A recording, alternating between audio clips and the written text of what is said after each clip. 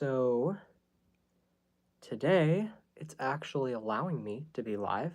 That's a nice change from last week where I was like 4 or 5 hours late because of some tech issues, but I still don't know what caused those. And they're not there this week, so problem solved. Whatever the problem may be. Don't you hate it when that happens when there's a problem and you can never figure out what it is? By the way, right before I went live, I was looking at my notifications and I saw a comment that said, "This aged like wine." And I was afraid that I misread it. I thought that it said it aged badly, like aged like milk or something. I didn't process the word wine and think about what that meant. So I was ready to hear me say something because it said, "This aged like wine, Kamala Harris is the candidate now." And I was like, what did I say? Did I say Kamala's never gonna get elected? Like, what did I say? And then I went back and listened to it, and I was like, oh, he said it aged well. It's aging like wine is a good thing. Now I remember. Like, just like a brain fart moment on my part, just because I got anxiety. I'm like, oh no, I said something stupid. So then I watched it and I was like, oh yeah, I was making the point that it may seem like we know what's going to happen. The odds may currently seem like they are in Trump's favor, but we don't know what could change between now and November. That's a lot of time. It may not seem like it, but a lot can happen. And I was referring to the Trump shooting, where I was like, if that bullet had been an inch to the right, the outcome of the election would be drastically different. Um, and I said, and that happened out of nowhere. Like, no one could have seen that coming. No one could have, said, oh, I think someone's going to try to kill him between now and November. Like, it just, one day, it looked like it was going a certain way, and the next day, it was like, he could have just died. But that, to me, inspired hope that nothing is decided until November. And where things currently are, I do not see Trump winning. I think he's dug himself a grave too deep to ever climb out of. Um, and I've talked about that plenty, but my point is, I realized I don't have to be so nervous that what I'm saying is bad. I'm like, oh no, I'm gonna say something and then regret it. Because in general, even though I don't like listening to myself, I don't like going back and watching my videos from the beginning. Um, I still make sure that everything I say I can stand behind and I feel good about it. So I'm like, okay, I feel good about those words that I said. So, of course, it aged like wine. I know what I'm talking about. I pay attention and I only speak when I am actually confident in what I'm saying. I'm not arrogant. I'm not ignorant. Um, the only time that you might hear me speaking and saying something that I don't really mean is when I'm having anxiety. Sometimes, and this happens way too much, some of you watching this who may be friends with me have probably heard me do this once or twice. I will say something that I don't really mean just because in the moment it makes sense. And I think I know what I mean when I say it.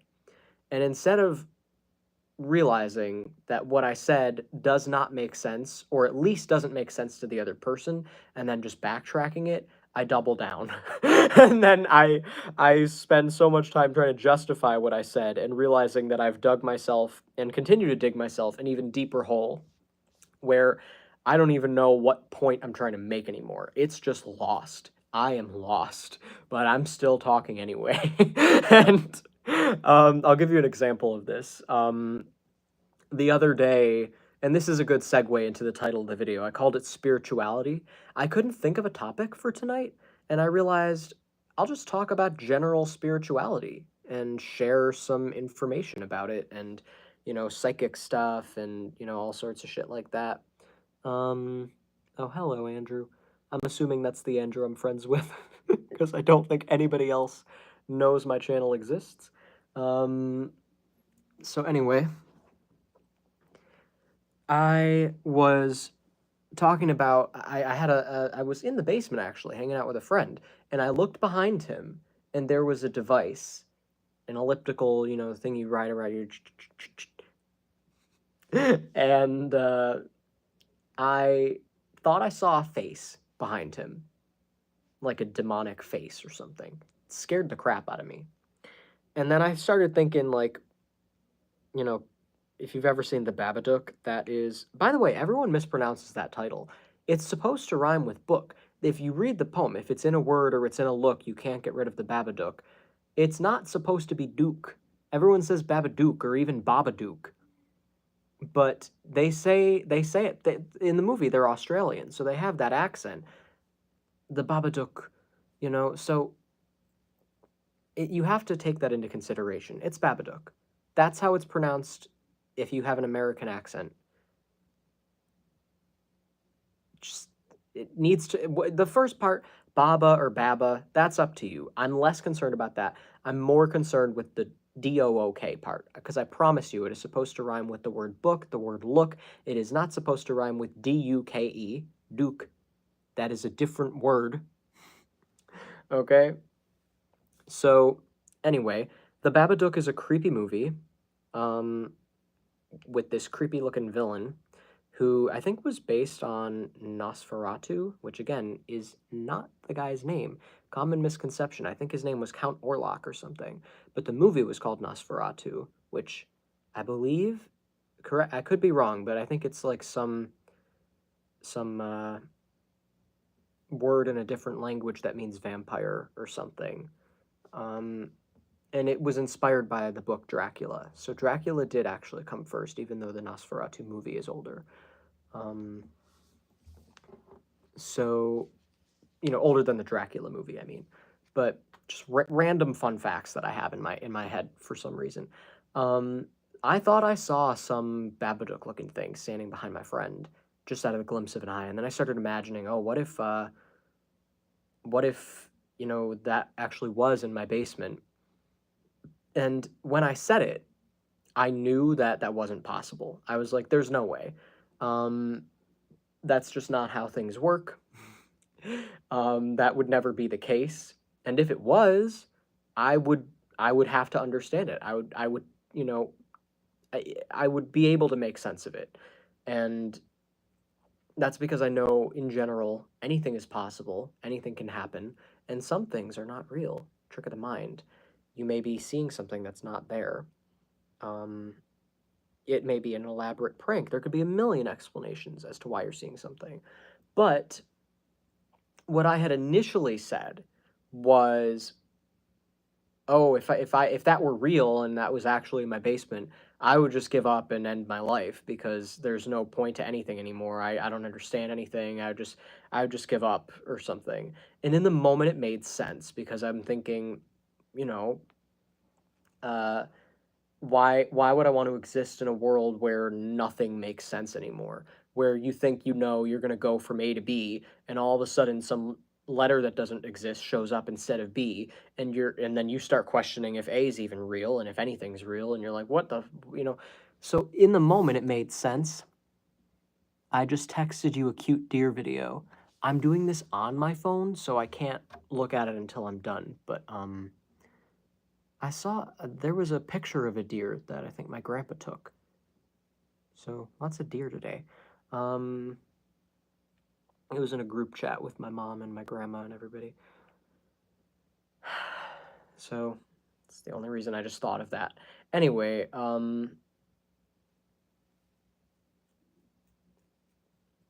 I started talking myself in circles, and I was like, okay, so now I have to try and justify the statement that I wouldn't want to exist if that were to happen.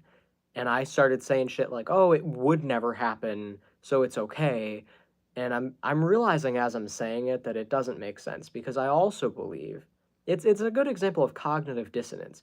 I believe that anything is possible and anything can happen. And if there's one thing that I do know for sure, it's that we are spiritual beings having a human experience. And you are not supposed to just give up and end your life because something doesn't make sense. Nothing makes sense, and nothing is real, and everything is real, and it's all the same thing, and it's nothing and it's everything. So there's no reason to freak out and have a big existential crisis like that when you actually have accepted and made peace with the reality that it's all just kind of an illusion, and you're here to have an experience. So that's the one thing that will never change is you will always be experiencing something. You as a conscious being will be having some form of an experience, and this just happens to be the human experience. So if something were to change, it wouldn't be impossible. It would just be unexpected. And that's because anything is possible. So, um,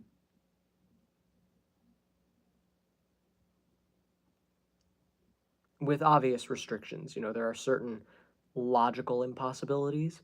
Like, for example, it is impossible to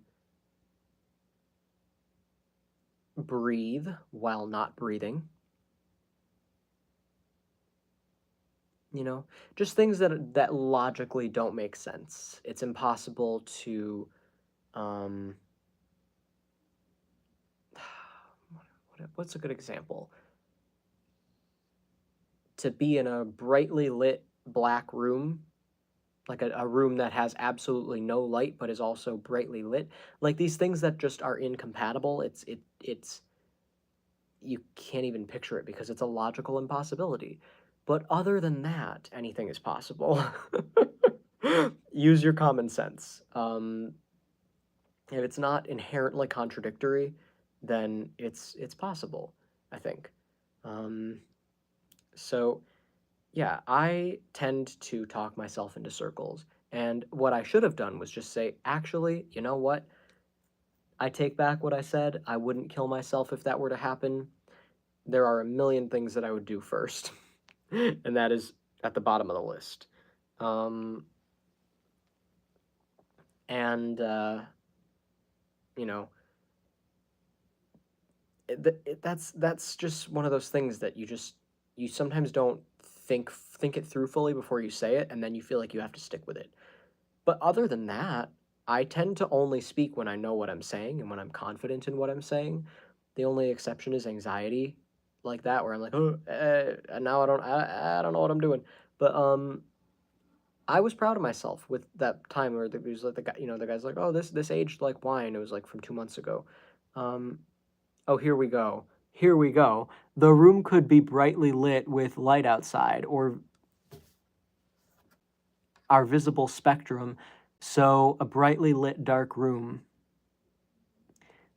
A room that has no light and also does have light is not logically possible.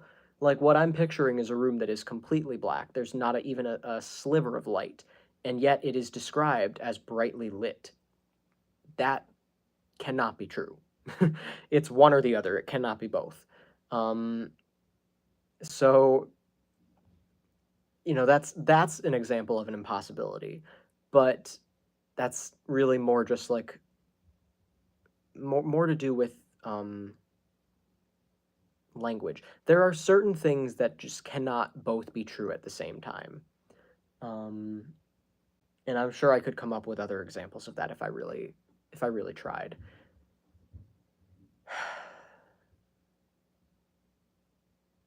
Lots of inconsistencies, some of which are entertaining. Yes, being dead and alive. um, being a Democrat and a Republican at the same time. Really not sure how that would be possible. Or rather just being leftist and right wing at the same time. Um,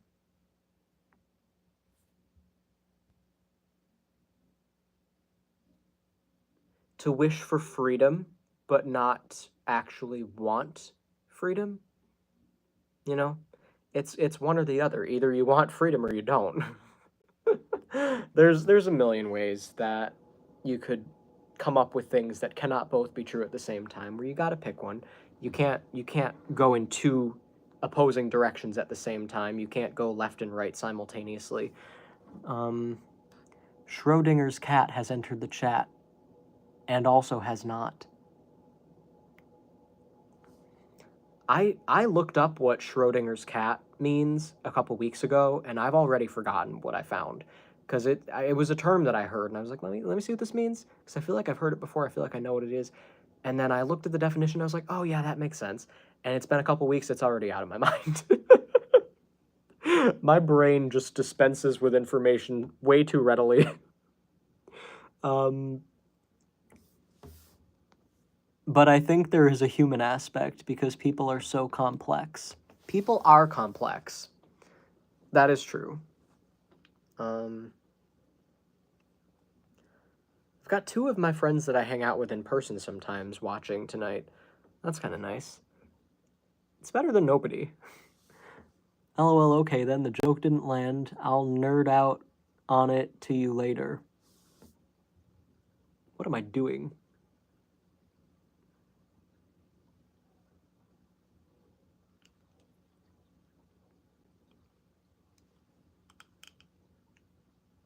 Wow, this makes such a difference. I am blind. Do I look better with or without? Because I feel like I look good without them. And at least I can see myself better with them. It's a nice little fashion accessory that also helps my vision.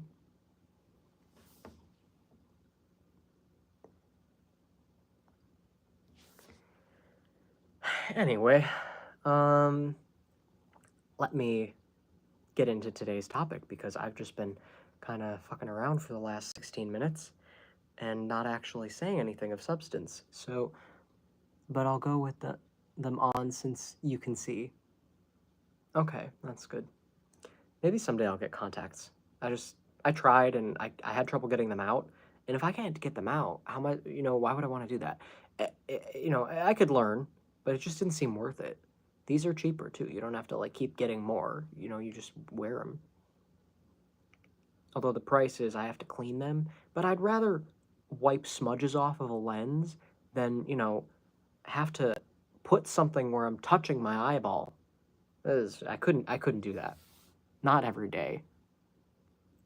From your perspective, the more important question is probably, does who I'm talking to look better or worse with or without? What?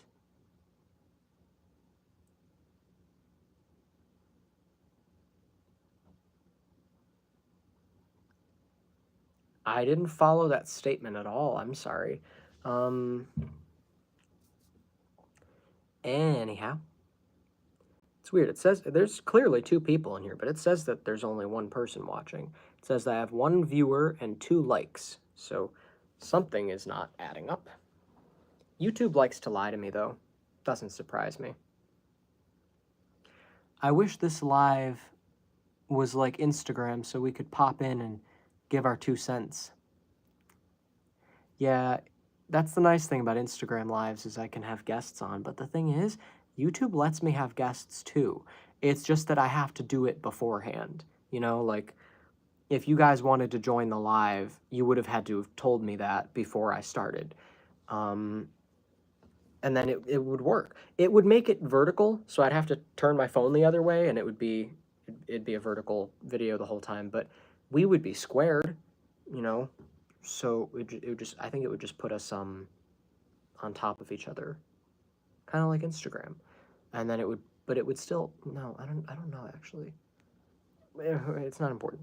Or wait a minute, no, I'm sorry, I remember.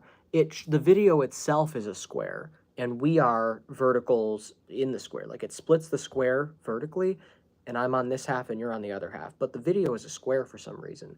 I don't know why it isn't like a 16:9 video with, just split vertically with me on one half and the other person on the other half. I don't know why it has to be a square.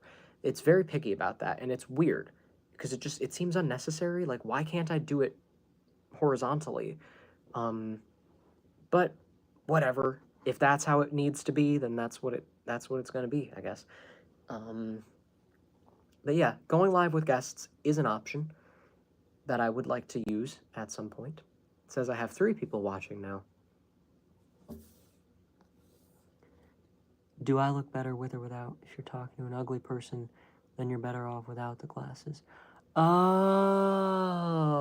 now I get it. Okay.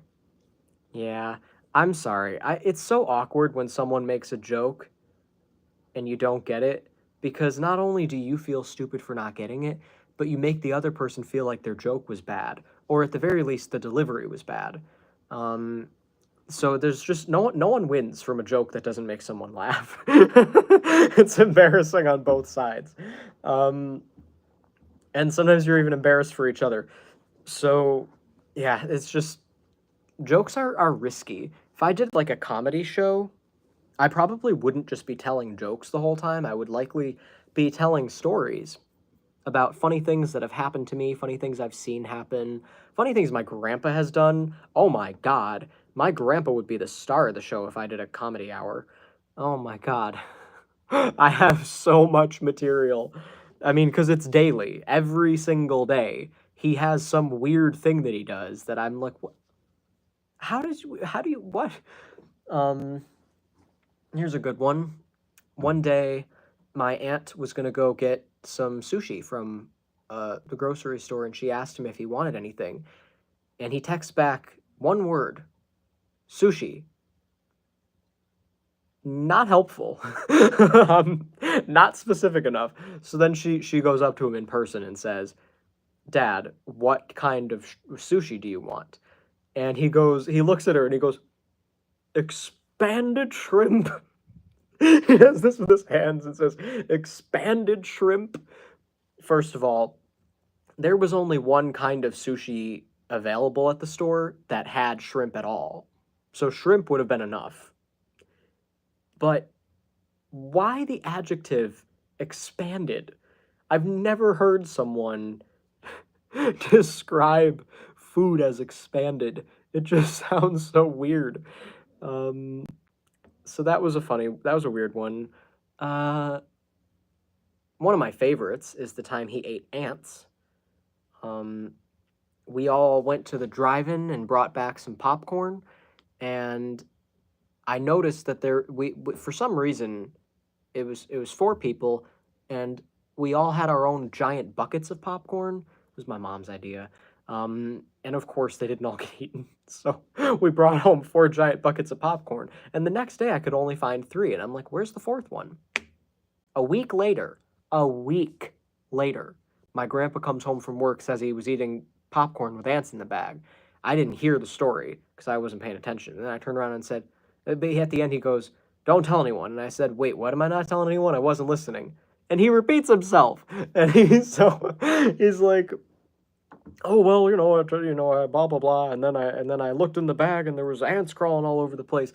And I'm like, wait a minute, what popcorn were you eating? I'm picturing he had like, some brand name popcorn in a bag or something. It was Ziploc. It was a Ziploc bag of the popcorn from a week ago that he had just been keeping in his office at work, just sitting there for a week. Why was it still there? Why didn't he eat it right away? And how did he not notice that there were ants in it? He had a whole ant hill under his desk, like a complete ant hill. No awareness of it. And he told me this so confidently, and then he goes, "Don't tell anyone." Yeah, sure. I never agreed to that. What the hell? Um, why would he tell me, of all people, if he didn't want anybody else to know? Just ridiculous. Um, so, yeah, just I got a bunch of stories like that. Just weird shit that he does. One of my favorites is when we were all playing Yahtzee, um, years ago at our old house, and we're all sitting around the table playing Yahtzee, and I look, and all of a sudden my grandpa's gone, and I'm like, where the hell did he go? And we're all, I was like the first one to notice that he had gotten up because we were kind of like, into whatever we were doing, and all of a sudden I looked, and he's standing over in the corner of the room staring at the wall, and I watch him reach his hand out and start rubbing it, and I'm thinking, what could he possibly be doing right now? He was trying to feel like if he needed to sand it down or something. I don't know, because it had been on his mind. And I'm like, in the middle of a game, you're going to get up and do that? You couldn't wait till it was over? What kind of a person gets up in the middle of a game with their family to go rub a wall? That's all he did. He didn't get out sandpaper. He rubbed it with his hand after staring at it for a minute. He did the same thing one day. I took him into the basement, again at our old house, to show him a video on the TV. And he was behind me. I went down. I turned the TV on. I look behind me. He's gone. I found him in the other room staring at a wall and rubbing it. You can't make this shit up. So yeah. Let's see. What comments am I missing? Some people are just bad at jokes, like M. No worries, most of my jokes are bad, lol. They just make me laugh. Everyone loves a well-endowed shrimp. I have questions about the structural integrity of this Ziploc setup. How did the ants get in there? I have no idea. Don't think I've ever witnessed anyone rub a wall. Well, maybe mimes. They always look surprised. That's like a mime's constant expression. All right, before I switch gears, I'm going to tell one more funny story about my grandpa. This is my absolute favorite, top tier, because this one, you don't need to know my grandpa to relate to the discomfort and embarrassment that I would have been feeling in this situation. So this was when the movie with Cameron Diaz and Jason Segel, Sex Tape, had just come out. I don't remember the year. I want to say maybe 2014, maybe 2013. It was either 2013 or 2014. It was like 10 years ago. So I would have been like, I don't know, 11 or 12. And I was no stranger to the concept of sex. So it didn't really bother me. I just thought it looked like a funny comedy. And I wanted to see it. My mom also wanted to see it. So I thought maybe we could go see it together. And she had just woken up from a nap. And I asked her if she wanted to see it that day. And she was like, yeah, sure, let's do it. She gets out her phone or her iPad or whatever she had at the time, and she goes online, Fandango, and she's like, all right, let me order the tickets. And what she did in the past was she would select, like, the first theater that popped up, and it was always AMC, I think. And then she would reserve the seats. But a different theater popped up first. So she clicked on that one without realizing it, and was like, how come it's not letting me pick seats? Maybe it'll let me do it after I, finalize the purchase. So she purchased the tickets, and then it still didn't let her reserve the seats. So then she was like, wait a minute. No, this is the wrong theater. And she was like, wait a minute, this is a horrible location. It's in a bad neighborhood. I don't want to go there. And I'm like, what? And she's like, go tell Papa to fix this. And she just shoos me out of her room. She's like, I don't want to go anymore. I changed my mind. I'm too tired. I just, I just woke up from a nap. I'm exhausted. I don't want to go. Have him take you and just, figure it out with him. And I'm like, shit. Okay. So I go downstairs. My grandpa's sitting in the chair. And I'm like, all right, we're in a situation. My mom just bought movie tickets for a theater she doesn't want to go to. And I showed him, and he goes, oh, yeah, I don't want to go there. So it's just, so he's like, all right, well, let's see what we can do. The goal was to get a refund and then go, get the tickets again for the right theater. And again, that was AMC. This was a Regal. So she didn't even, pick the right, company. Hi, Cheryl. So I'm telling a story about my grandpa. I know the title is spirituality, but I've just been it's just been a stream of consciousness, if I'm being honest, for the last half hour. So, yeah, so he calls them, and I'm not even joking. They answer, and he just goes, and starts, hacking into the phone, and I'm like, oh my God, are you okay? He needed, an inhaler. So then he gets on the phone and he's like, all right, we ordered tickets for Sex Tape, but we pressed the wrong theater. So we're trying to figure out how to get it to the right theater. And I'm just like, oh God, this poor person on the other end.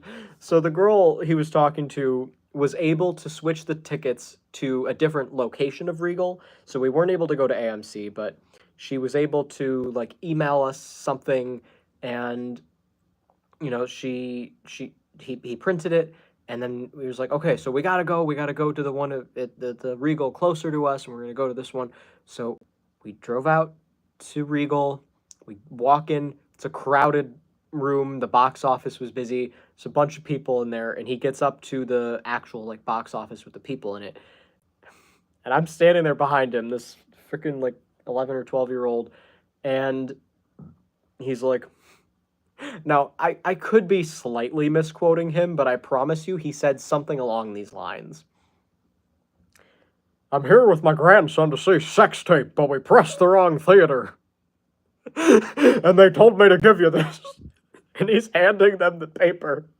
He just. And again, with the coughing, he was doing that a lot on the phone, just like nonstop. Every 2 minutes. And the lady was so confused, it took forever to just, get the ordeal sorted out. And then, then he walks up to the box office and he's like, we're here to see Sex Tape, but we pressed the wrong theater. They told me to give you this. Like, who is they? What is happening? What? And I just remember hearing them in the office going, this has never happened before. What are we doing? What's happening? Everyone was confused. I wanted to just tuck into my shirt and just hide. And basically we wound up getting in there and we watched the movie, but oh my god, in the moments leading up to it, I've never been so entertained and embarrassed at the same time.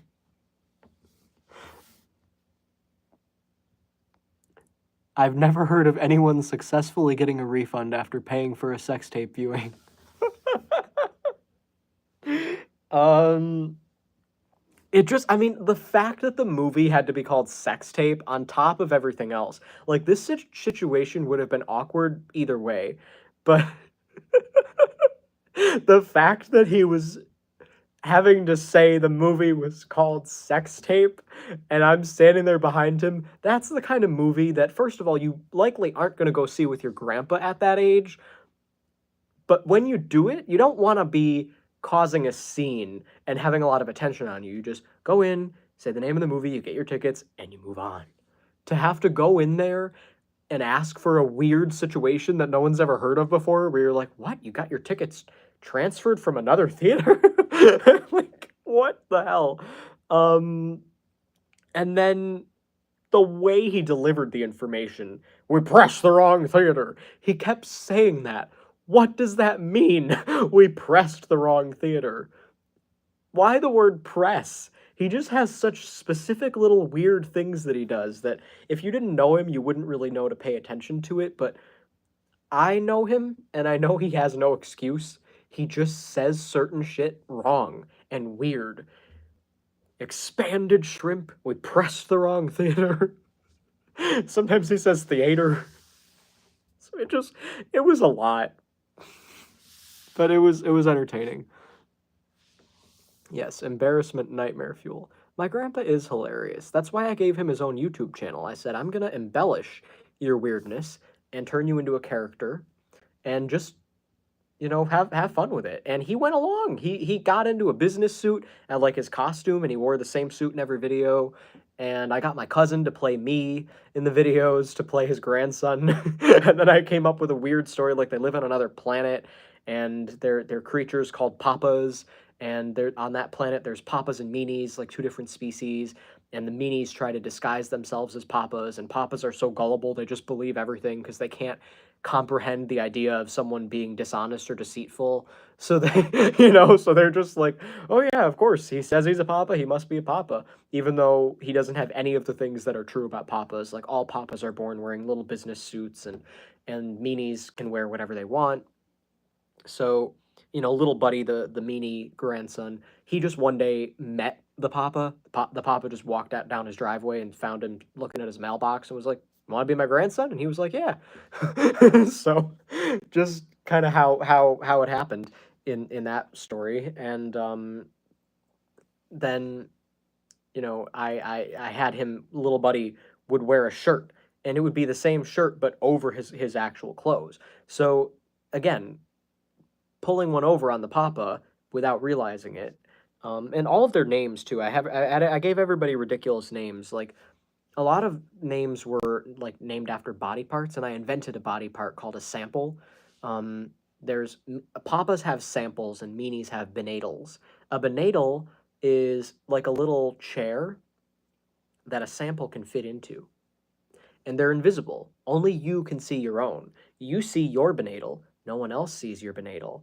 So you like to you have this little chair almost like rolling alongside you, and a sample is this little almost like a pawn chess piece looking thing, flesh colored, that just fits perfectly into the center of the monadle.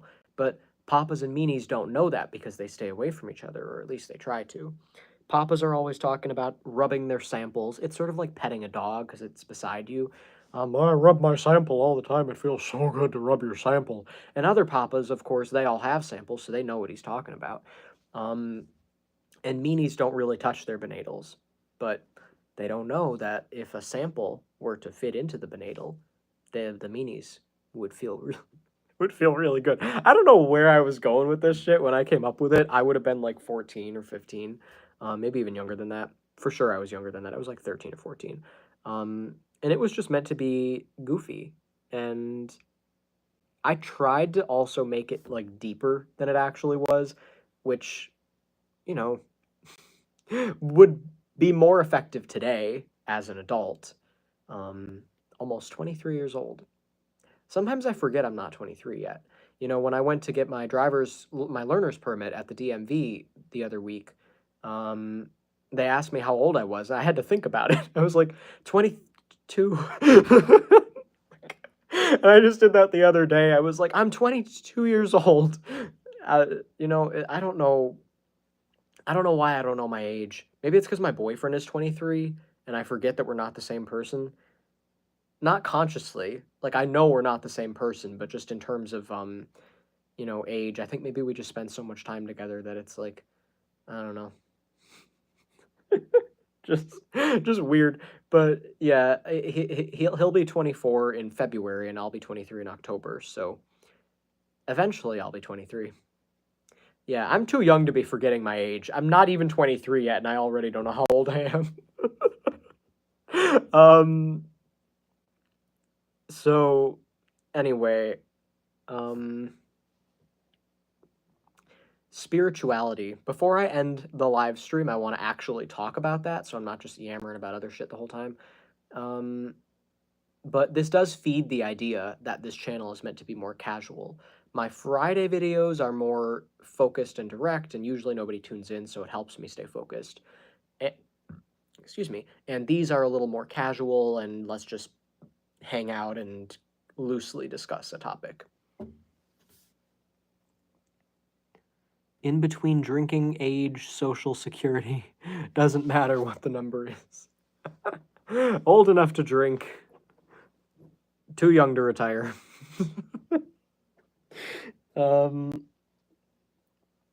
So I was thinking about writing. I know I've talked about this on my channel before. Ever since I was 13, I wanted to write. It was my goal for a long time, and I might change the title of this video if I'm being honest, because what is this actually? I'll come up with a different title after the video ends because I don't think spirituality is a good title. I could title a different video that, and I could maybe do it on Fallen World. Maybe Fallen World can have a spirituality episode.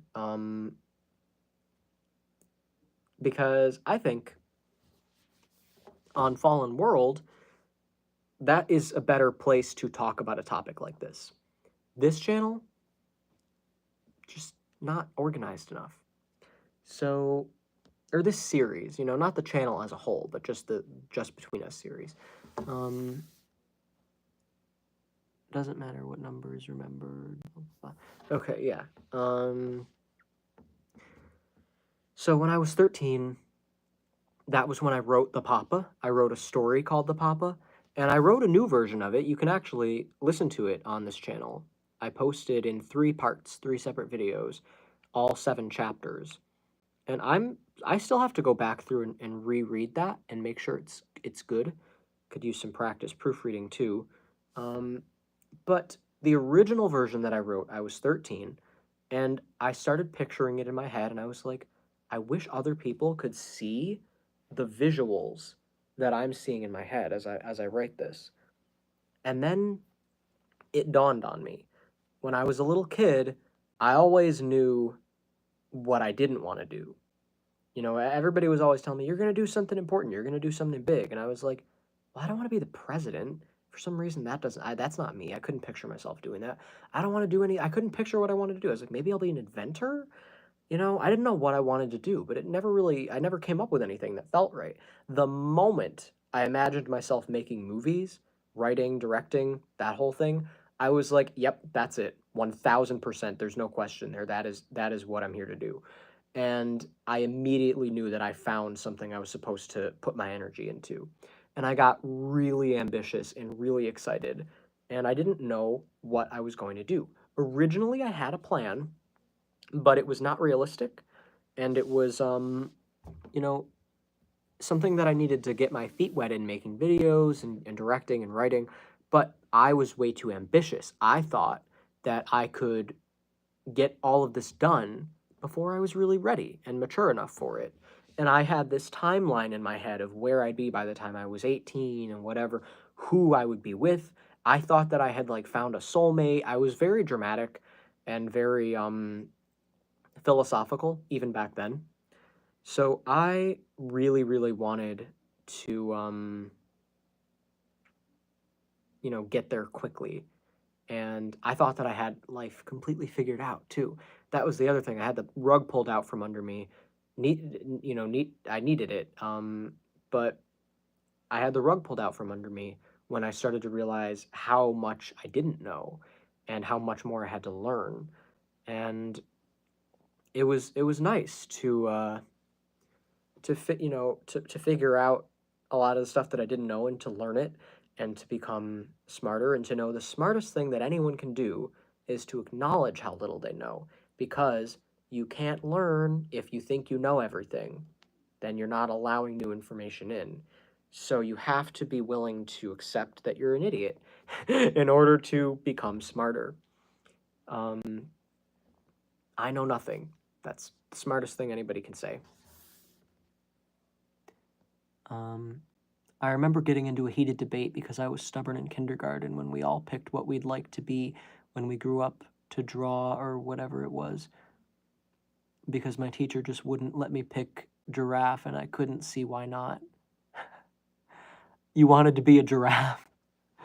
Um, love the lives where you laugh, talk, and just hang out.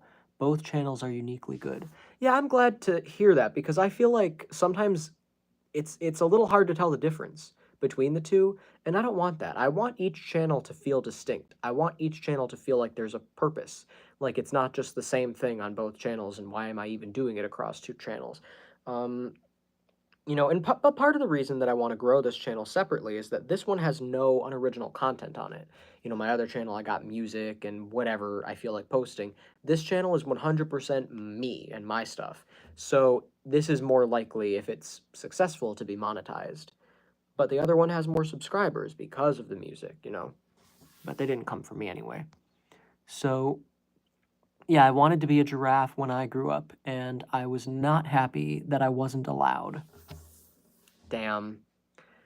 Well, that's unfortunate. Maybe you can reincarnate into a giraffe. That'd be cool. Um, hey, well, since unless I change it, the title currently is spirituality. Do you guys, while I share my story and what I was talking about anyway, have any questions about spirituality, about what it is, about how things work, about philosophy, psychics, mediums, that whole world? Are there any questions that I can answer about anything like that? I have a lot of information. I took a 6 month course, 28 weeks, loads of information. Someone I've been following for years, who I've talked to in person plenty of times and seen plenty of other videos, hours and hours of content. She's even going live tonight, possibly right now, if not in like 15 minutes. If it is in 15 minutes, I'll end it beforehand and then we can watch that live.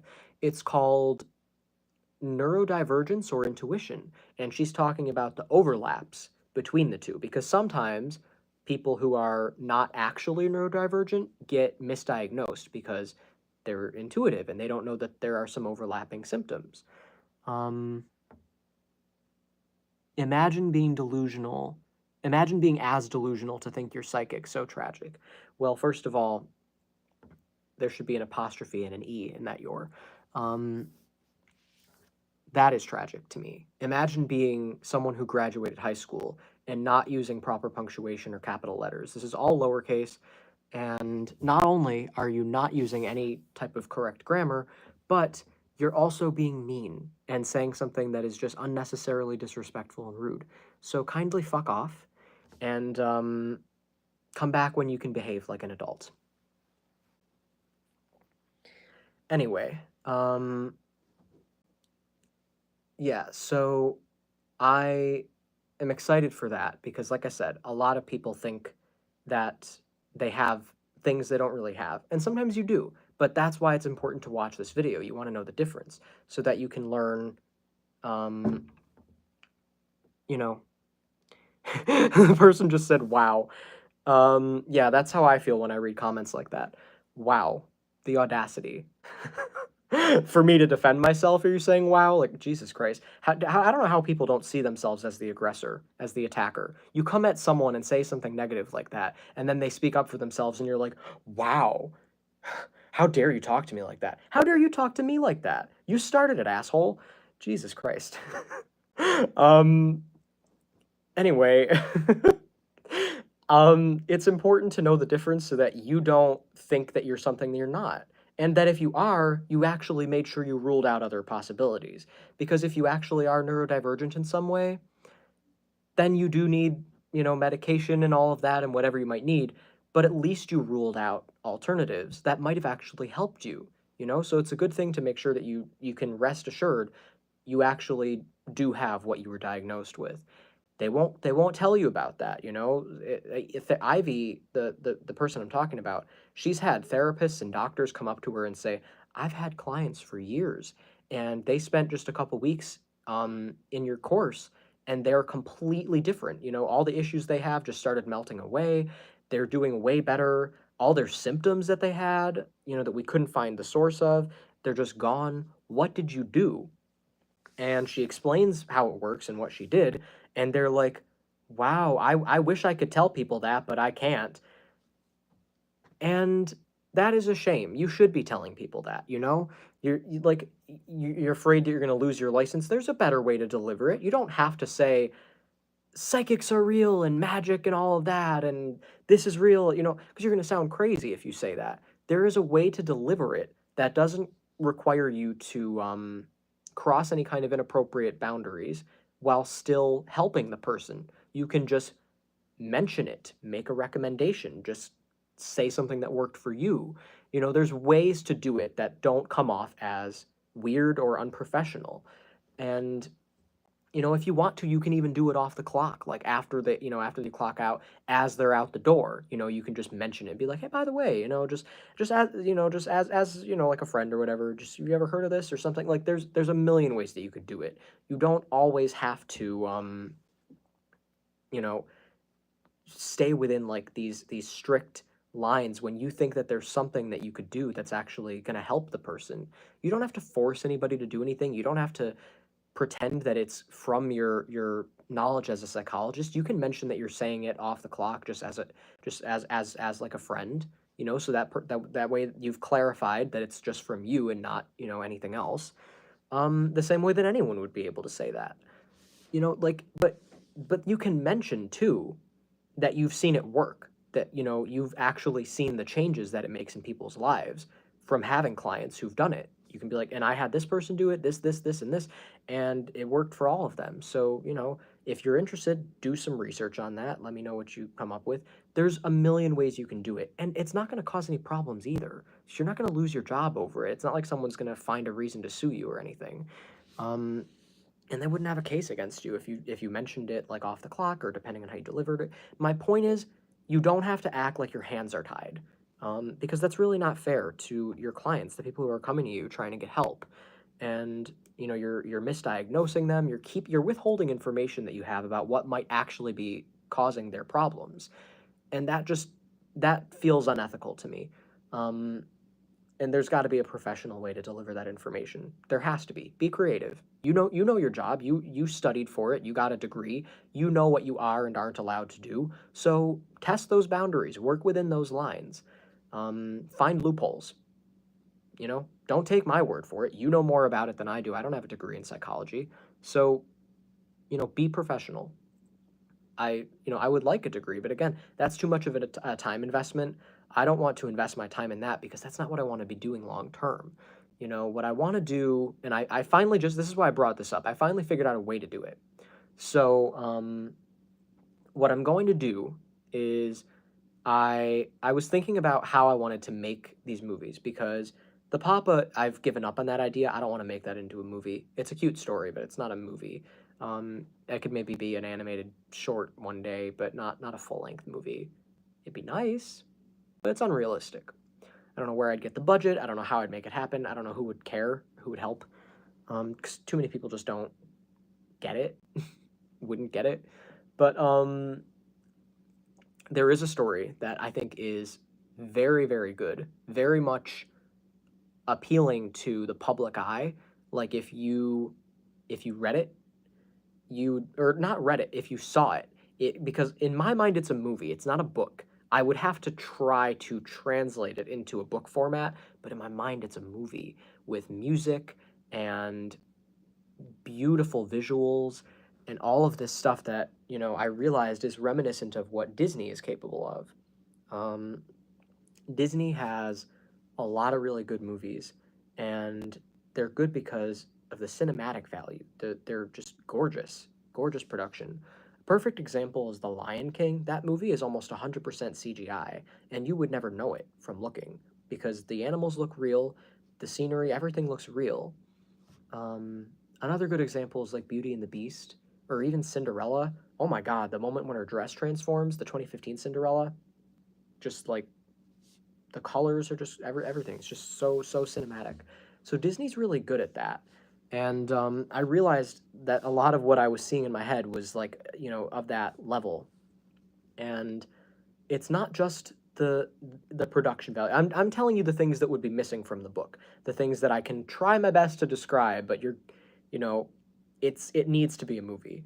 But what I'm proud of more than anything else is the storyline, because not only does it appeal to the general public in a way that it's what people like, and it's certainly what I like. It's a riveting story to the point where even as I'm coming up with the plot, I'm like, oh, that's really good. And I'm like getting into it, like I'm excited, almost like I'm watching a TV show that I love or watching a movie that I love.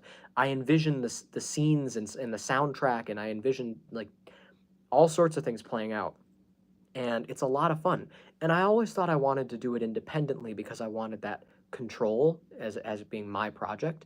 But I thought about it and I was like, you know what? I would let Disney produce it because, you know, I trust Disney as a company to trust me.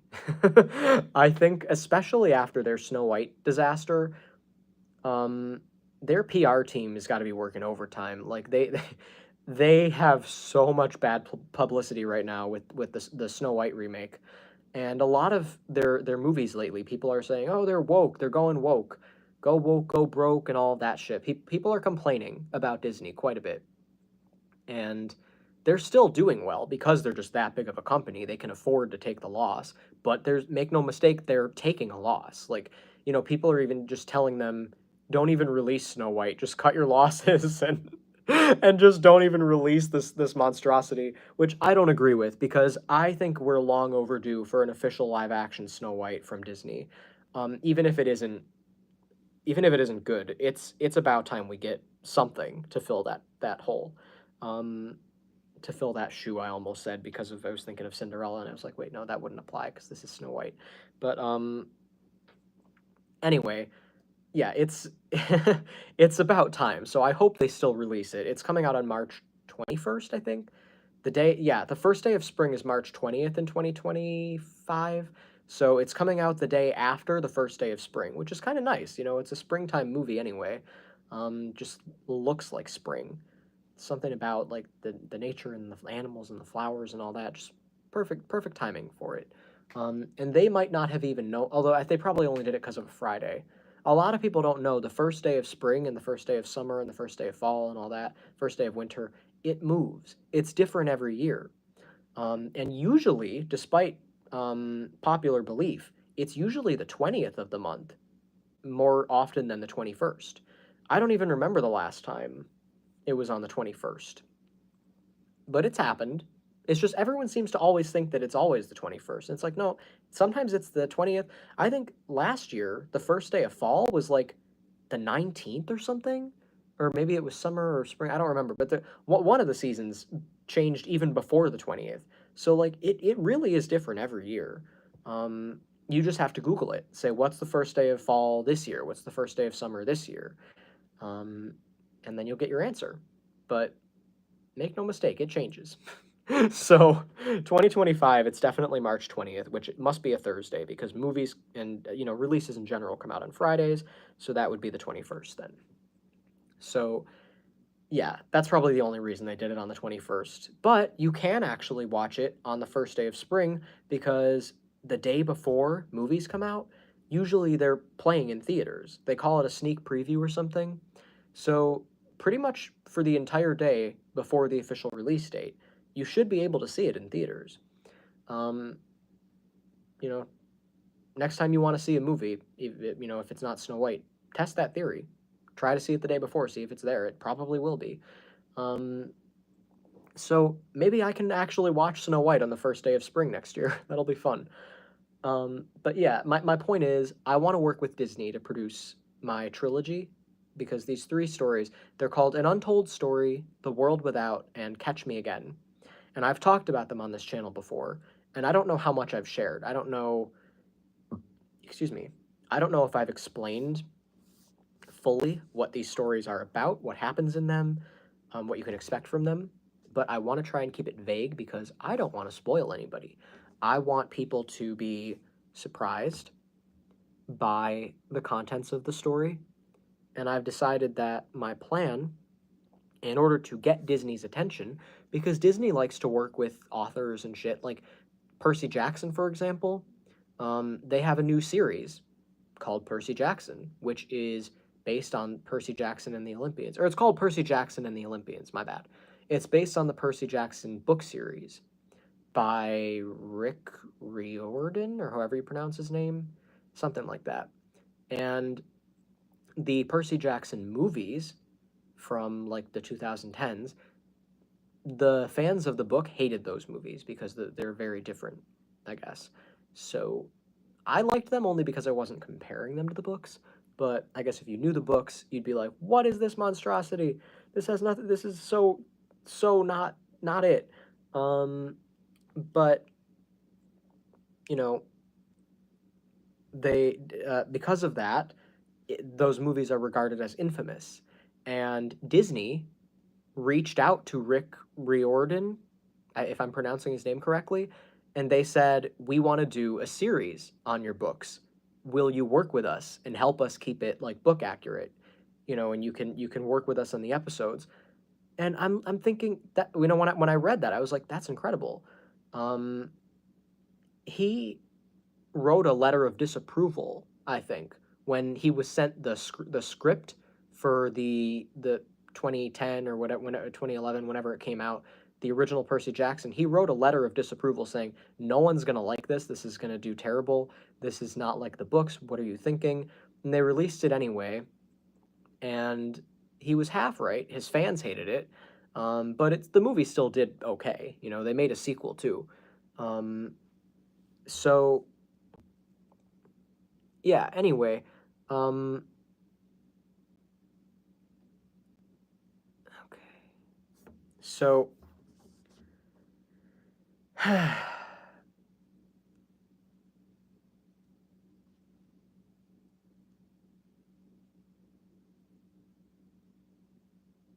sorry, I'm just catching my train of thought. Um, I know I have some comments to catch up on. Hold up, I'll check in a minute. I just want to finish my thought before I forget. So, yeah, they reached out to the author, and Disney decided to work with him, and he's working on the series. It got a second season. It's doing well. People are talking about it. So people are excited for this series. And I like it. I watched the first season. It's pretty good. But my point is, Disney reached out to the author and asked him to work with them. If I could create something successful enough to get Disney's attention, especially if they're, kind of desperate for material and ideas where they're like, let's just remake all our old live action movies, and then those are doing terribly, and everyone's saying, get new ideas, get new ideas. And then they see something like what I'm planning on creating, I think they might actually be like, hmm, can we do this? This actually looks really good. And that will be further enforced by the success of the books. If the books are successful and people are reading them and talking about them and people are enjoying them, that is how Disney will know that it's a good idea. The same way that they knew people liked Percy Jackson. You see the fandom, you see the interaction online, you see people being like, oh, this is amazing. So, my current challenge, if that is my goal, my current challenge is, can I write it and get it to be good enough that I actually think it would get people's attention?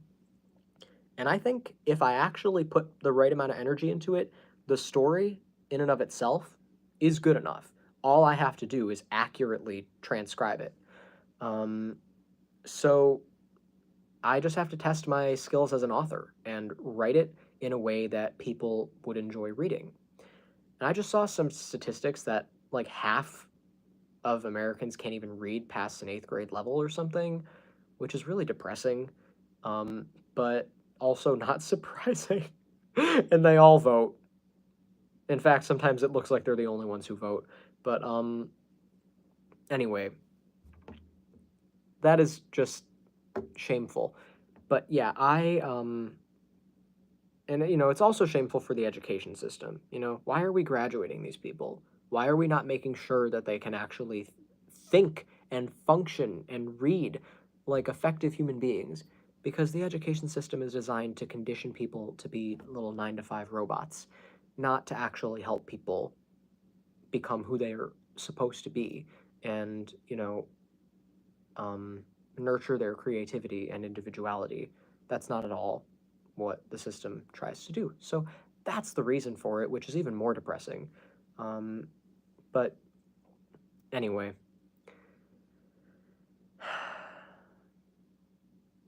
yeah, people don't even talk at an eighth grade level. So I'm gonna just do my best to write this story, and I have a cousin who is yeah, I guess she was like a lawyer or is a lawyer for people in the entertainment industry, and my grandpa wants me to talk to her. So I'm gonna do that, see what she has to say. That could be interesting. Get more of a realistic grasp on the concept of working with Disney, but one battle at a time.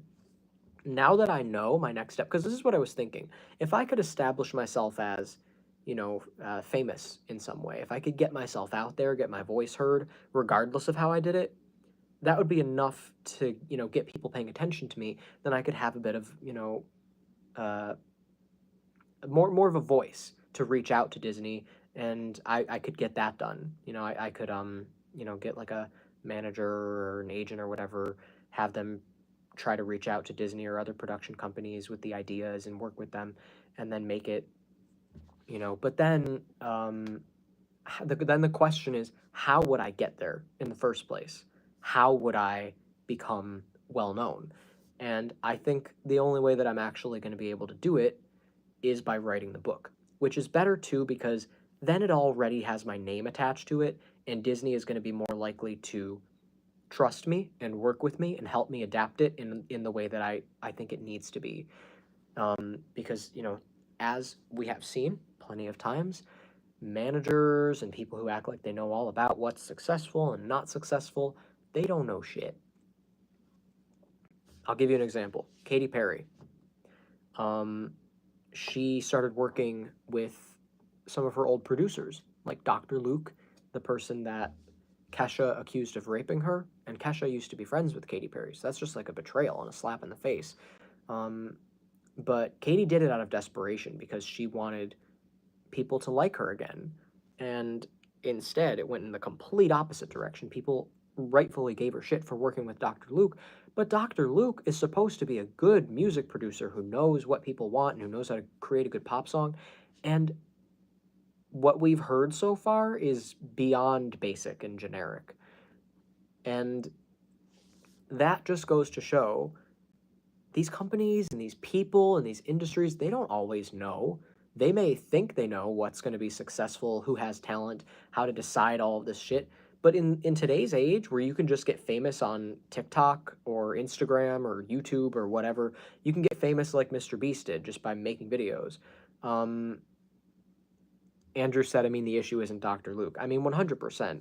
There's no way you can just blame it on him. Katie is completely out of touch. She doesn't know what she's doing. She even tried to say that the music video for Woman's World was satire, but like, satire of what? Feminism? Are you making fun of feminism? Because when I imagined watching the video from the perspective of a conservative who hates feminists and feminism, I was like, this actually seems like a right-wing idea. Which is really not what she was going for, which is so sad. At least I don't think it's what she was going for. There's a million things going on. She's just very, very out of touch, and it's sad because she really had something. She had talent at one point, and I don't know where it went. Maybe she just doesn't believe in herself anymore. Otherwise, why would she be reaching out to producers who were accused of rape? That's desperate, and that's sad. But anyway, enough about Katy Perry. I don't want to shit talk her, because I don't know her in person. I don't like speaking negatively about people I don't know. But there are a lot of people who are extremely famous right now, and they got famous completely on their own. They created content independently, and it caught a wave, you know? Billie Eilish is a good example of that. She was making music like in her bedroom, and it went viral. Lana Del Rey, this was from like 10 years ago. Her song Video Games went viral. And yes, these people did eventually get like, record labels and shit, but that's not how their fame started. They didn't go looking for a record label. Like Taylor Swift, for example, she didn't, she found a record label, and they worked together. She did have a little, she had a little bit of help. Her parents were supporting her. So there was an element of privilege there. But a lot of artists who are famous today are famous because of, the internet and people just finding shit. So it's incredible. And I just don't think that a lot of these companies really know what they're doing as much as they maybe used to think they did. And the public reaction to what they're doing is proof of that. Like Disney, people don't seem to be liking what Disney's doing. So they're probably in a bit of a state of like, okay, maybe we need to start looking at what's already successful and asking them what they're doing right. And that's where I can hope to slip in through that opening. So let me catch up on comments because I think I've said just about everything that I want to say on that. All right. Can always write a screenplay directly without a book, unless the idea for momentum towards a movie might come from a book because of capitalism. You would be a good movie maker. You have a wonderful imagination that you bring to life even when you tell a story. I hope you do it. All I want from Disney is Halloween Town 5. Their stock price trajectory has been usually negative for a long period. Yeah, it's always going to be that way from book to movie to an extent. Can never be fully pleased if you've read the books. I write like that to Congress. They never listen either. Tristan is mind buffering. LOL, well, if half of the people around would at least talk at an 8th grade level, I would be blown away. I thought I was about to read talk at an 8th grader, and I was like, what? Well, have some limits to how you get there. LOL, the Unabomber and Kim Kardashian are famous, but got themselves there a little uncomfortably. Yeah. I mean, she married Russell Brand. Her picker is definitely messed up. For real. He still works with big artists and gets hits. He was just the weapon for Katie's comeback failing. She also isn't making newer stuff. She's only using her old work repurposed. I don't know what you mean by that. That's actually the problem for most record labels right now. They can't find what actually will be trendy, so they rely on TikTok, which fades quick. Yeah. And that's why you need to not be relying on TikTok and all of this type of stuff. You need to do what has worked in the past, which is intuition. Lady Gaga is a perfect example of this. Lady Gaga at the time had a terrible terrible, PR.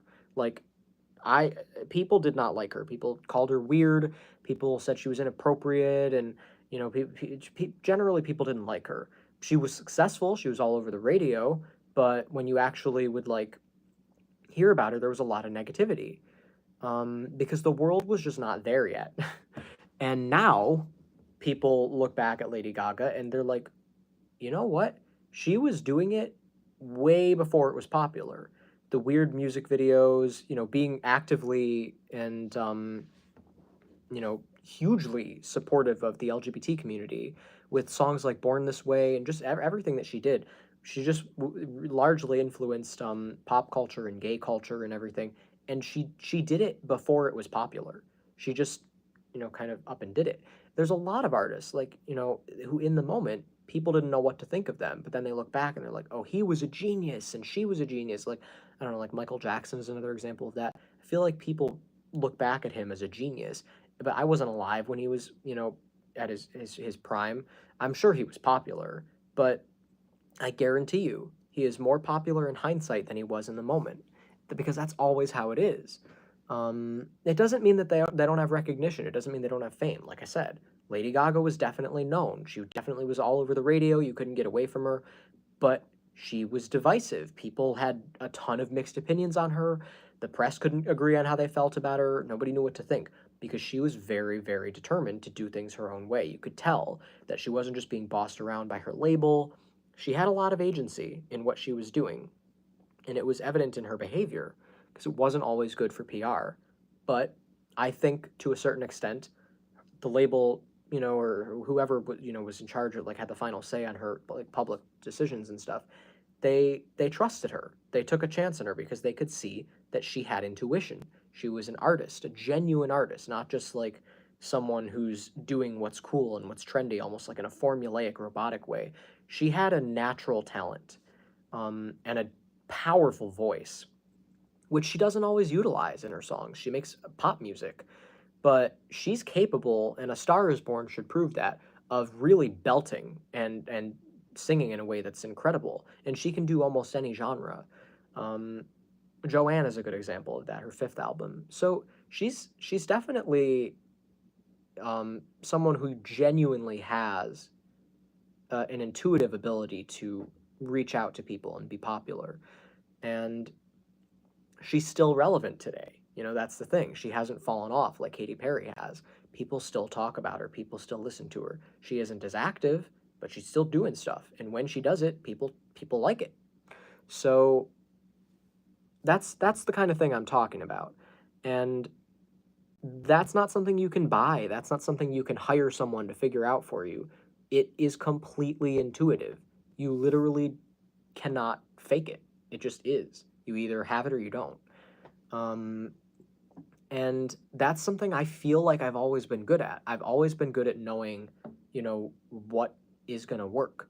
When I watch something, I could probably tell you if it's going to be successful or not, just because I can just tell. There's just something about it. I'm not claiming to have some superior kind of ability. I think everyone's capable of it.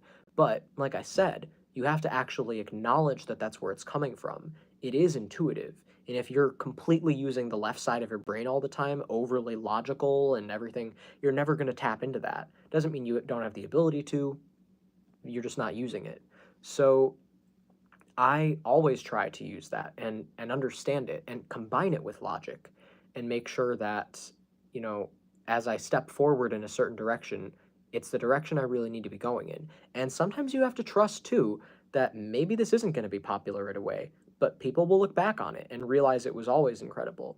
So sometimes you have to take that leap of faith in thinking this right now is just going to be okay. You know it's good, but it's okay if people don't see it that way right away. They will eventually. Just wait. And then one of the hardest things to do is patience.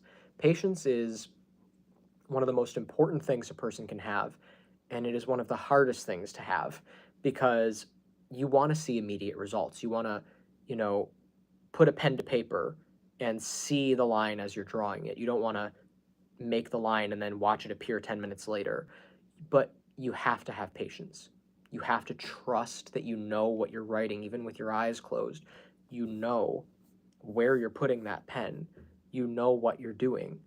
And you just have to trust that it will show up eventually if you're patient. If you get impatient and you crumple it up and you throw it out, then when it appears, it'll be in the garbage because you didn't trust it.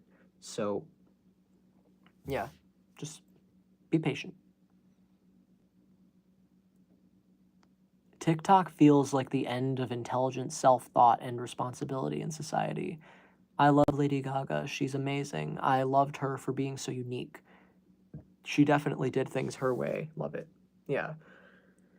And then there's a lot of people doing that now. There's a lot of artists today who you could compare to Lady Gaga, or, you know, she revolutionized the way music videos were made, and a lot of people don't credit her for that. Think of back when you first saw a Lady Gaga music video in like 2008, 2009, 2010, you would have been like, what is this? This is some weird shit. It's normal now. Look back at it today after seeing the other music videos that exist today. She really was ahead of her time. And she is one of many people that I can say that about. I've been obsessed, by the way. This is unrelated. I've been obsessed with Lana Del Rey for the last couple weeks. She is dirty. Who are you, dude? Max Princeton? Who the fuck is this person who keeps popping on and saying shit?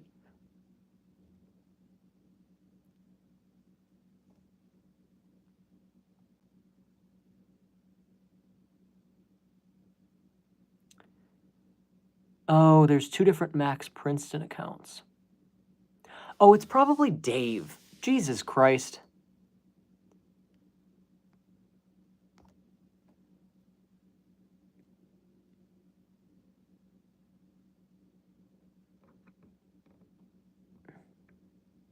Who the fuck is Andrew? Who the fuck are you? Are you Dave? Be honest with me. Because normally I'm able to tell, but for some reason I wasn't thinking about it tonight.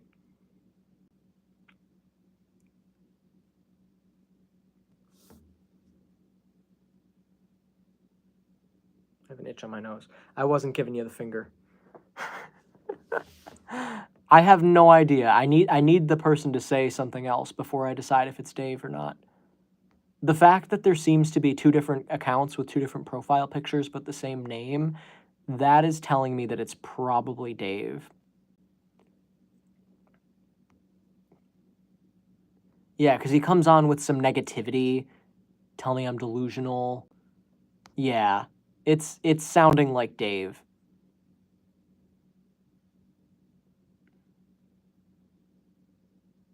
Who the fuck is Andrew? What a weird question.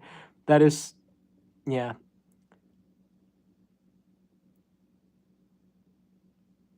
What are you, jealous? A name you don't know? Dave thinks he's my boyfriend. Is Dave the dude from the beach? Dave, you mean the one that we were talking about? He's my stalker whose real name I don't know and who has a million different accounts and likes to watch other small YouTubers like myself and comment weird shit on their channels. And he only comments negative shit now because I called him out for being insane and I blocked all of his other accounts. So here's another one.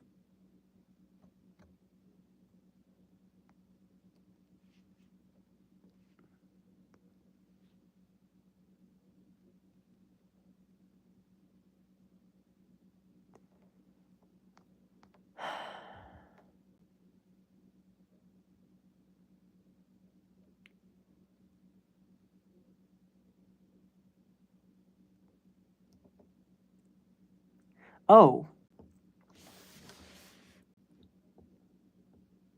Huh.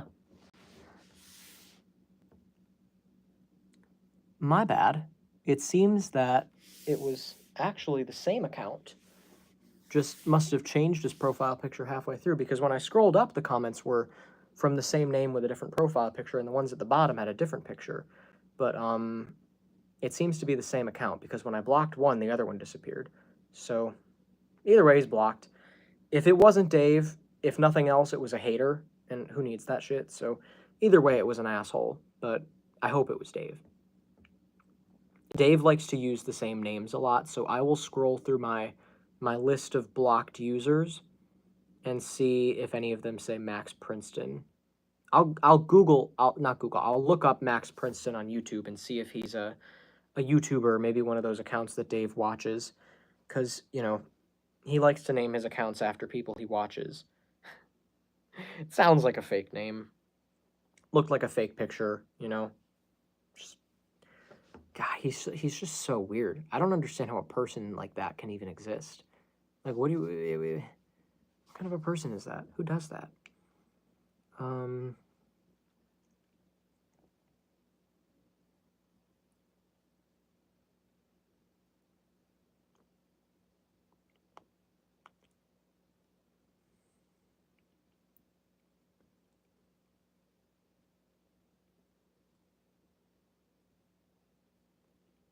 All right, I'm going to end the live. Does anybody have any title suggestions? What should I call it? Because spirituality doesn't feel accurate. So what should I title this?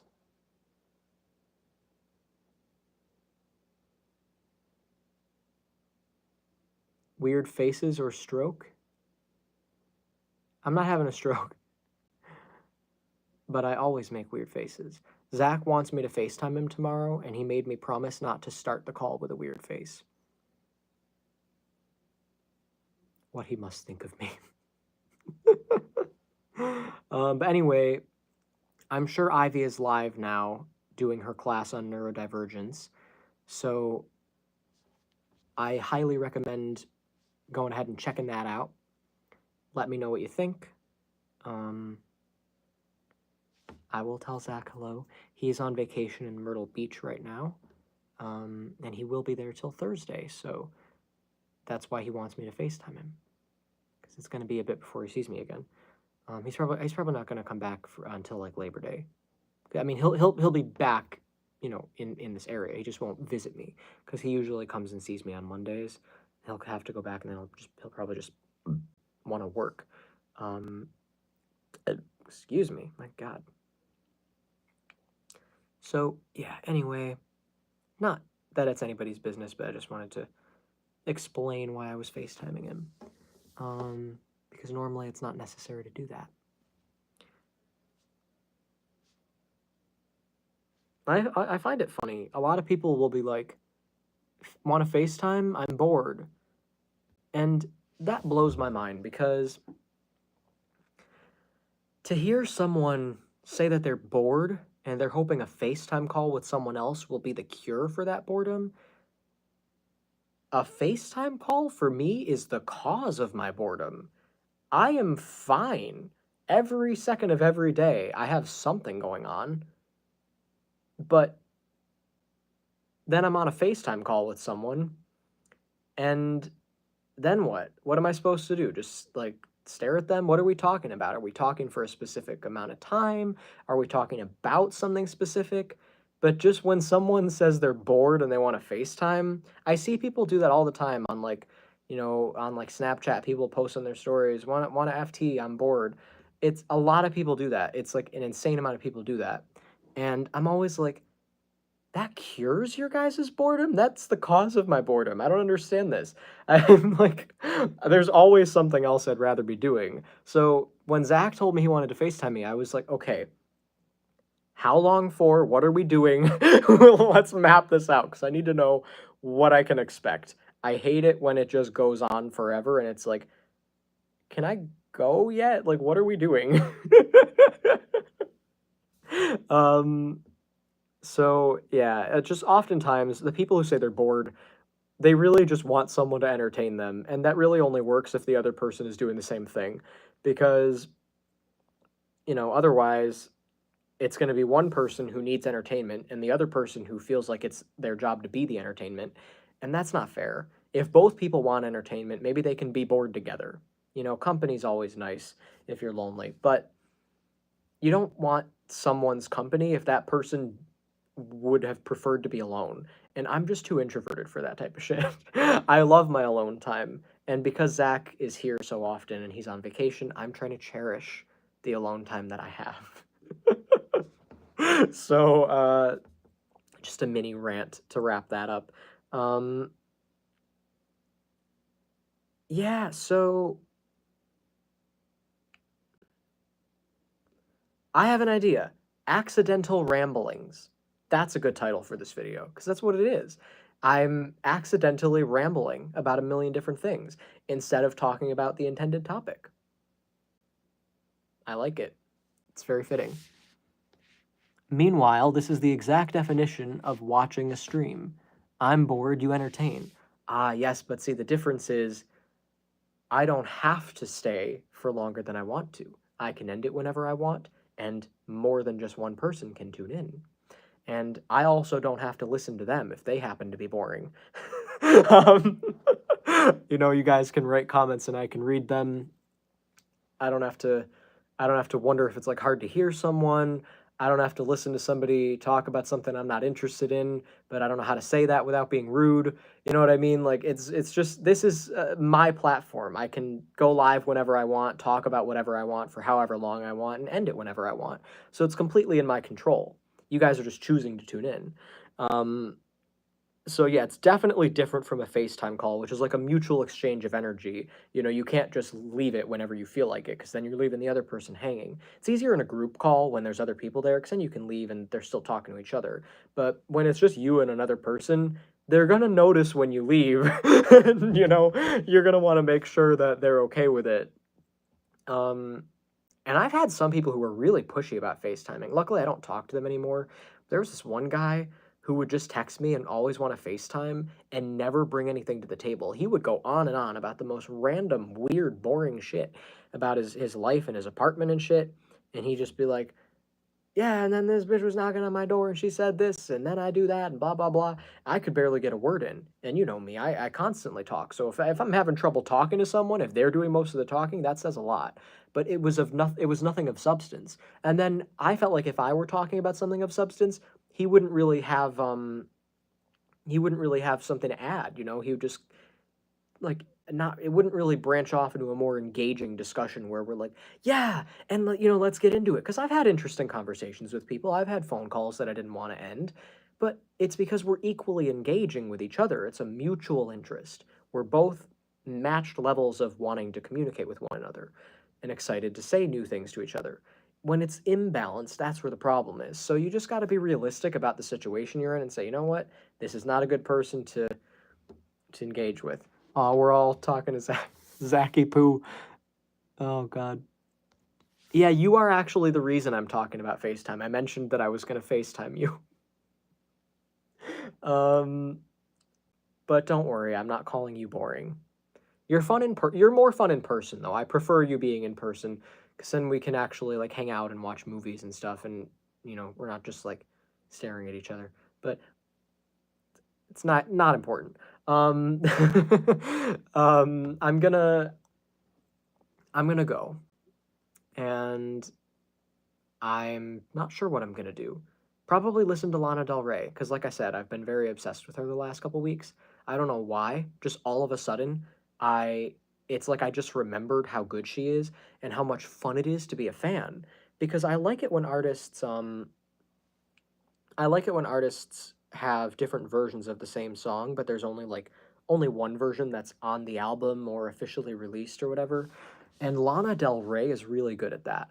Not only does she have a lot of like alternate track lists where you look at the album and it's like, oh, this is a leaked track list where there were going to be 11 songs, but they were all in a different order, and there's some songs here that didn't make the final cut and some in the final cut that weren't there originally and stuff like that.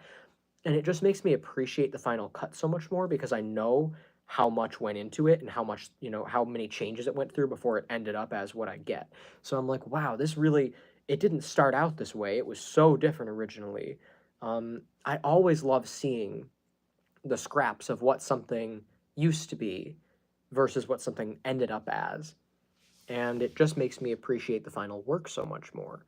And she has so many leaked songs that were scraps from her previous albums and leaked demos of songs that made it onto the album, but it's like, wow, this demo has totally different production or totally different lyrics.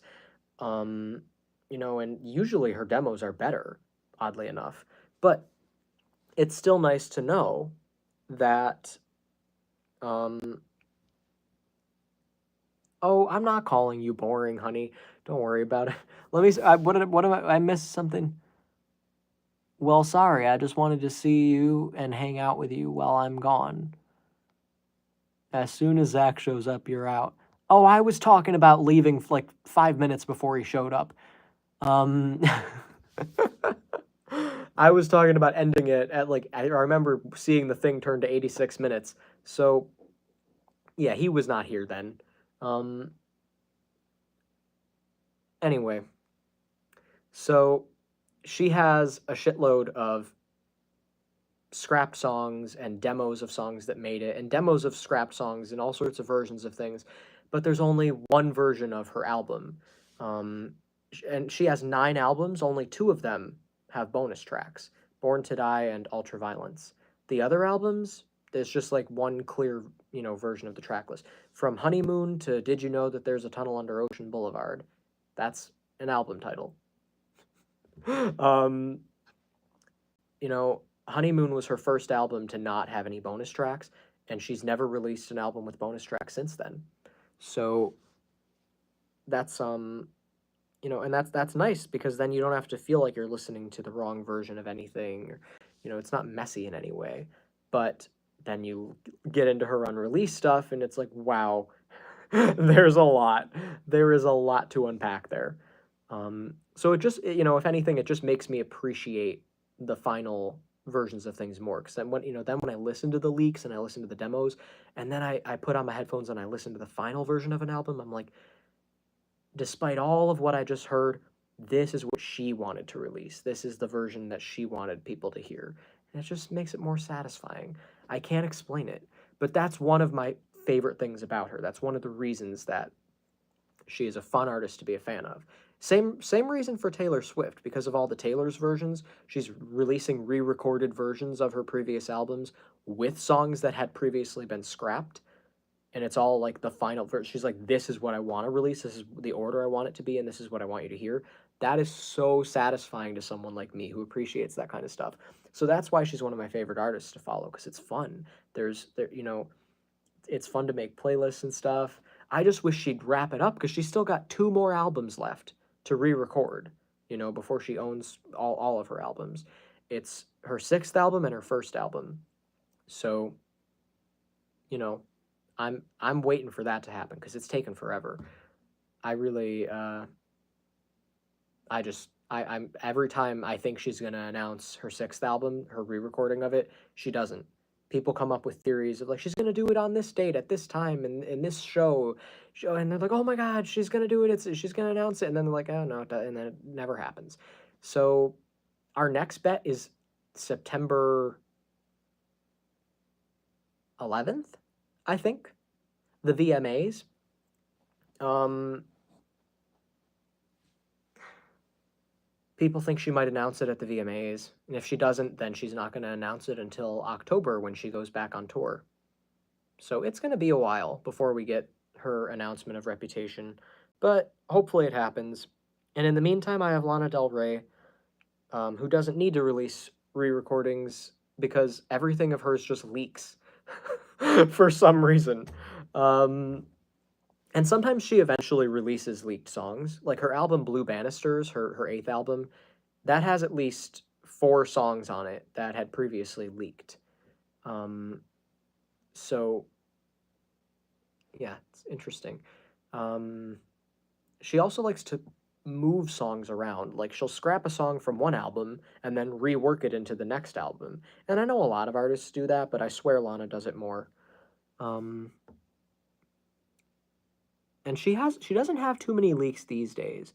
You know, a lot of her newer stuff doesn't leak, but her old stuff, my God, everything she made pretty much before Norman fucking Rockwell, has been subject to leaking, like an insane amount.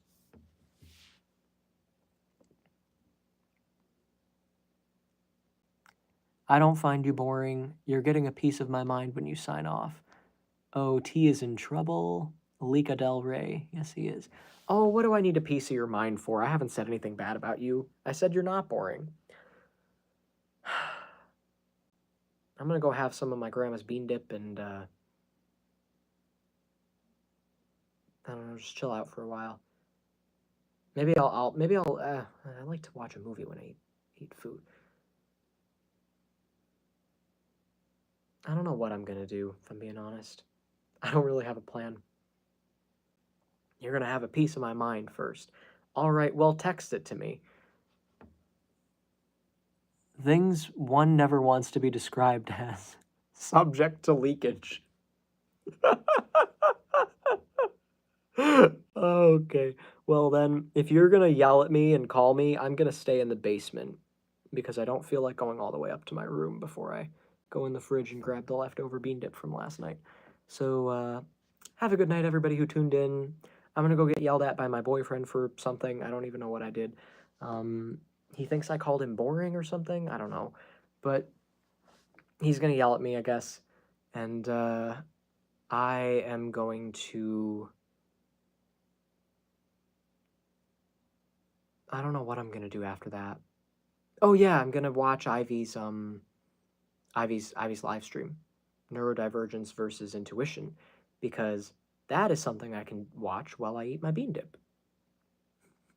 And if I finish the bean dip before the live stream ends, I'll just play the rest of the live stream while I'm doing something else that I don't like doing, like, you know, that takes a while. Making my bed, clipping my nails, brushing my teeth, shaving, things that take, like, you know, sometimes like 10 to 15 minutes or more, that I would like to have a video playing in the background while I do. Even sometimes like making nachos. If I like put cheese on chips and put shit together, that can sometimes take a few minutes. And I like to play a video in the background while I do it. So Ivy's always a good option. I love playing Ivy. I ran out of videos from her, so every time she does a new one, it's nice. I have more material to use. But I would like to watch some of it while eating the dip. It's basically cream cheese in like a pan about this big, cream cheese at the bottom, and then a can of beans with like turkey in it, spread, you know, throughout, and then topped off with shredded Mexican cheese and hot sauce. A little bit of hot sauce, not a shitload of it, just a little bit.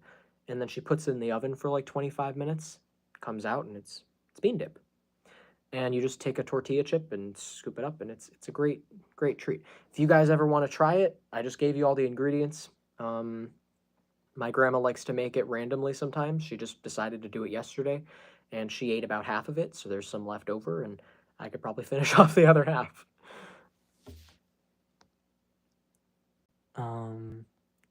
Bean dip and a Zach whip. What a meal. Always have a plan for when the bean dip becomes the bean gone dip. It's called the toilet. I hope Trump doesn't win. I have hope. Well, that came out of nowhere, but yeah, me too. I don't think that he's going to. Ivy, the psychic, she posted a video about something, a picture of Trump looking like this. And she goes, "This is what it looks like when a narcissist has officially been defeated." And she said it's the same thing's gonna happen to all of his supporters. Now, she might have just been referring to the way he's been behaving lately, but that picture almost made it look like she was saying, "You'll end up looking like this if you support Trump." It's just some ridiculous facial expression.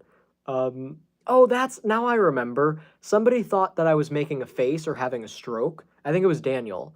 And then I mentioned that Zach, I mentioned that you made me promise not to make a face when I start my FaceTime call with you. So that's how I started talking about FaceTime. That's how that got brought up.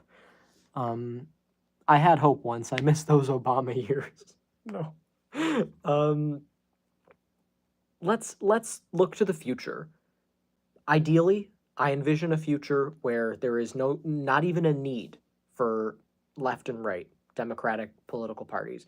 I envision a future where we no longer have a reason to divide the general public, the working class people, into two separate political ideologies, because you're either in favor of freedom and self agency and autonomy and people having the ability to actually live instead of just spend all of their time trying to keep food on their plate and a roof over their head. People deserve the ability to truly live their lives and live it in a way that feels fair, where they have a good balance of freedom to and freedom from. And just as an example, if you don't know the difference between freedom to and freedom from, a perfect example of that is smoking. If you want to be in a public environment, right? You're a place that you might need to go, like maybe you need to go to the airport or you need to go to the grocery store, but it smells like smoke and everyone's in there smoking a cigarette. You've got one half of people saying, I wish I had the freedom to smoke. And then the other half of people saying, I wish I had the freedom from smoke. But the way to balance that is to say everyone should have freedom unless that freedom entails compromising someone else, which means no killing people, no forcing people to do things they don't want to do, no violating someone else's autonomy. But other than that, you can do whatever you want. And if you do violate someone else's freedom, then you'll have to be kept away from other people until you can prove that you won't do it again. That to me seems fair. So there's really no reason to break that into two political groups. You're either in favor of that or you aren't. Um, and we need to have a system of people in power who actually have integrity and intelligence and wisdom and experience. And, it's clear that they have empathy and compassion for other people. And they are humble and accept that their job is to be a leader, that it isn't meant to be fun or easy or, how you're going to get the most out of it. It's meant to be a position of showing people the way and keeping things organized. So these people need to have integrity, they need to be consistent, they need to be truthful, and they need to be compassionate and transparent. And there's a word I can't think of. There was something that I was thinking of earlier, and I can't remember what it was. Educated. Maybe that's it. Just educated and genuinely intelligent. Like they genuinely have not. They're not just intelligent. They're educated. Like they know what they're doing. They're fully educated on everything they're involved in, whether it be political affairs or science or just common sense. They definitely, someone like Donald Trump would never qualify for a position like this because he's just simply not any of the things that I just said.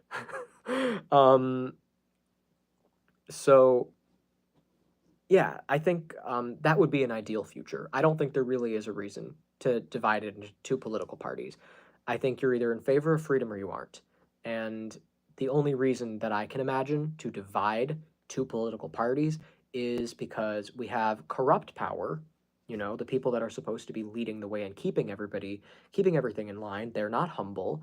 They don't actually care about keeping things the way they should be, and giving everybody freedom. What they care about is keeping their own power, increasing it, expanding it, and they'll do it at anybody else's expense. They don't care. They're corrupt. They're dishonest. They're criminals.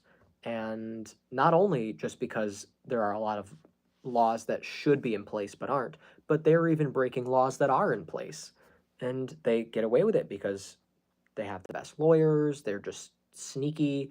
They make all sorts of dealings. They know how to get away with shit. They're creative at being criminals. Um, and they own everything. Everything is bought and paid for. They can get away with anything because, I'm owned by this company. I'm owned by this person. This company, I'm taking money from these people. I can't betray them. It's messed up.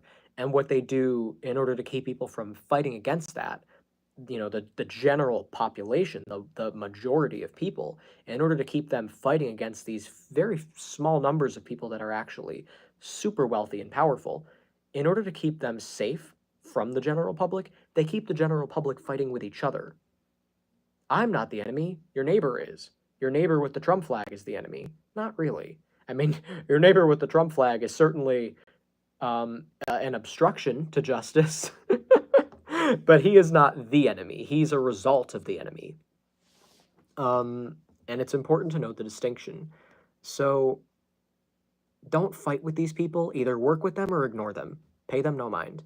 There is a system that needs to be dismantled and rebuilt.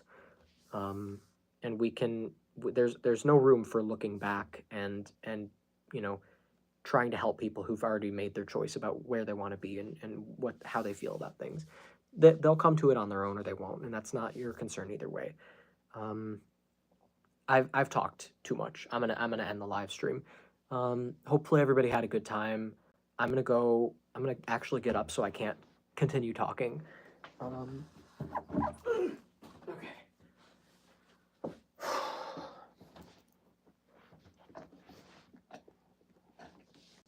Have a good night, everybody. Does anybody want to comment anything before I go?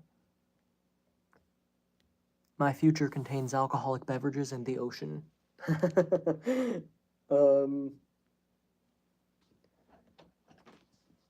Well, that is an interesting statement.